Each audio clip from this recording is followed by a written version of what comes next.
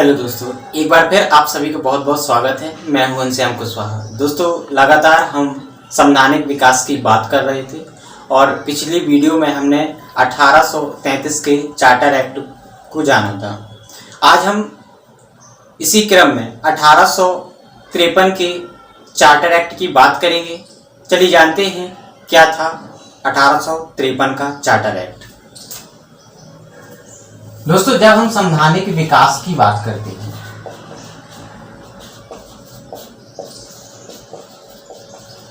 तो इसे हम दो भागों में बांट सकते हैं। पहला है 1773 से 1858 और जबकि 1858 से इसे 1947। जो 1773 से 1858 तक का जो समय काल है उसे हम ईस्ट इंडिया कंपनी रूल के नाम से जानते हैं, जबकि जो 1858 से लेकर 1947 तक का जो समय काल है उसे हम क्वीन रूल के नाम से जानते हैं। अर्थात अभी तक 1773 से 1858 तक ईस्ट इंडिया कंपनी भारत पर शासन कर रही थी और इसके पश्चात 1858 के बाद जो भी एक्ट आएंगे 1858 से 1947 तक, तो हम देखेंगे कि ब्रिटिश पार्लियामेंट अब भारत पे प्रत्यक्ष रूप से शासन करने लगी थी। दोस्तों, इसलिए यह अंतिम एक्ट था 1858 का जो ईस्ट इंडिया कंपनी के द्वारा भारत में शासन चलाया जा रहा था। इसके पश्चात हम देखेंगे 1858 के बाद कि जो क्वीन है वो सीधे तौर पर भारत पर शासन करेगी। चलिए बात करते हैं पहले पॉइंट की।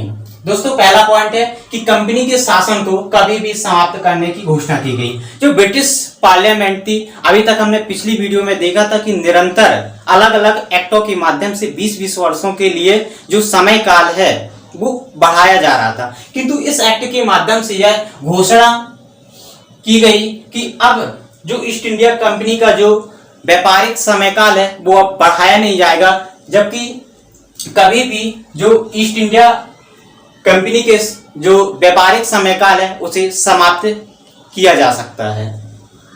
और इसका दूसरा सबसे महत्वपूर्ण पॉइंट है कि भर्ती परीक्षा की शुरुआत की गई। हमने पिछली वीडियो में भी इसमें चर्चा की गई थी कि 1833 के चार्टर एक्ट में प्रथम बार प्रयास किया गया था कि जो ओपन प्रतियोगिता है उसे शुरू किया जाए, किंतु उस एक्ट में जो भर्ती परीक्षा की जो शुरुआत थी वो नहीं हो सकी थी। किंतु 1853 की चार्टर एक्ट में पहली बार ओपन प्रतियोगिता की शुरुआत की गई थी और इसी क्रम में 1863 में सत्येंद्रनाथ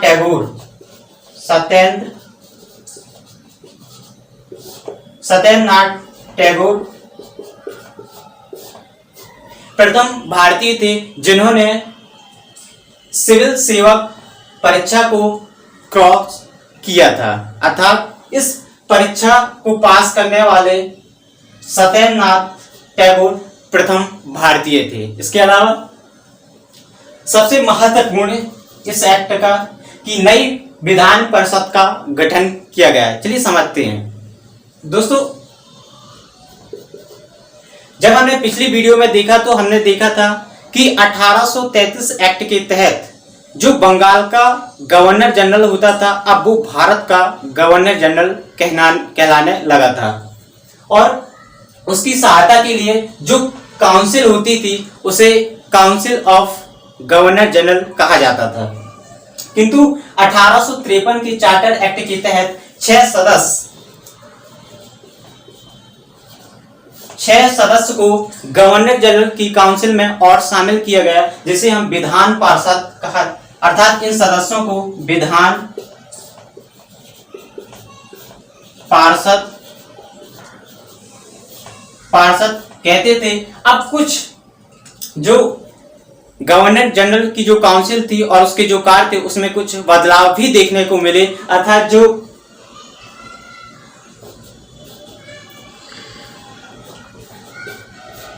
विधायिका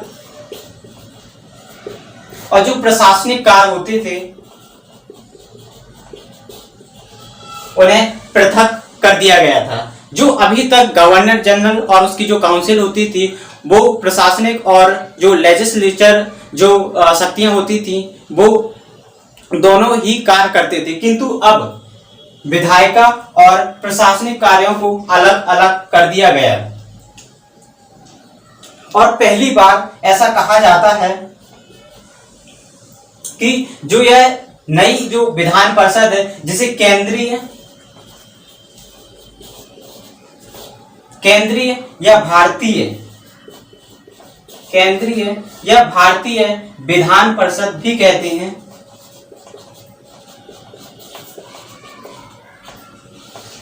अतः जो नई विधान परिषद थी उसे केंद्रीय या भारतीय विधान परिषद भी कहा जाता था। और यह पहली बार इस एक्ट के तहत यह कहा जाता है कि जो केंद्रीय विधान परिषद थी वो एक छोटी संसद की तरह कार्य करती थी। इसे हम इस पॉइंट को समझेंगे भी। अब बात करते हैं अगला पॉइंट, और अगला पॉइंट है स्थानीय प्रतिनिधित्व का प्रबंधन। मतलब पहली बार, अभी तक क्या होता था कि जो सदस्य होते थे उसके काउंसिल में वो नामांकित किए जाते थे, किंतु पहली बार जो हमने अभी भी देखा था कि जो 6 सदस्य इसमें नए शामिल किए गए थे। वास्तव में जो 6 सदस्यों में से 4 सदस्यों का चुनाव जो स्थानीय प्रांत होती थी, जैसे मद्रास, बंबई, बंगाल और आगरा।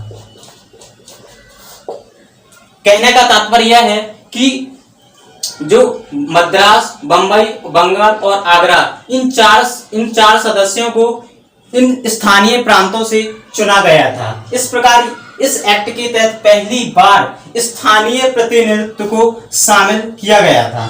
चलिए अब बात करते हैं कि आखिर जो नई विधान परिषद थी, जिसे हम केंद्रीय या भारतीय विधान परिषद कहते थे, आखिर इसे छोटी संसद क्यों कहा जाता था।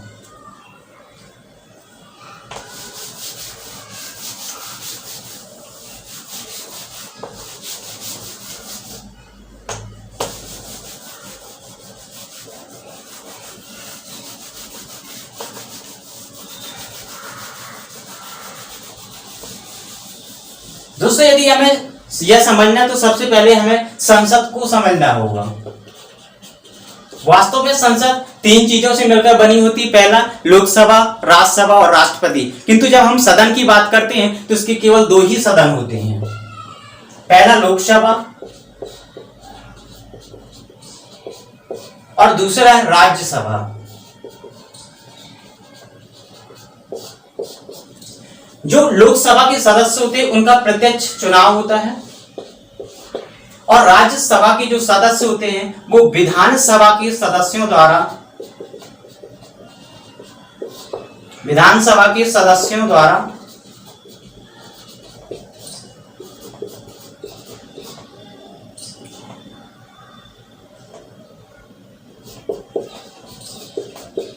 चुने जाते हैं। अर्थात जो राज्यसभा के सदस्य होते हैं वो विधानसभा के सदस्यों द्वारा उनका चुनाव किया जाता है। यदि हम इधर बात करें तो अभी तक हमने क्या देखा था कि कुछ ऐसे सदस्य थे जो गवर्नर जनरल के द्वारा नामांकित किए जाते थे। इसके अलावा कुछ ऐसे सदस्य हैं जो राज्यसभा के सदस्यों की तर्ज में, इन सदस्यों का चुनाव जो हुआ था वो मद्रास, बंबई, बंगाल और आगरा से हुआ था। अर्थात इन सदस्य जो 4 सदस्य उनकी हम तुलना राज्यसभा के सदस्यों से कर सकते हैं। और इसके अलावा जो सदस्य थे जिनको जो गवर्नर जनरल होता था वो नामांकित करता था, उनकी तुलना हम लोकसभा से कर सकते हैं।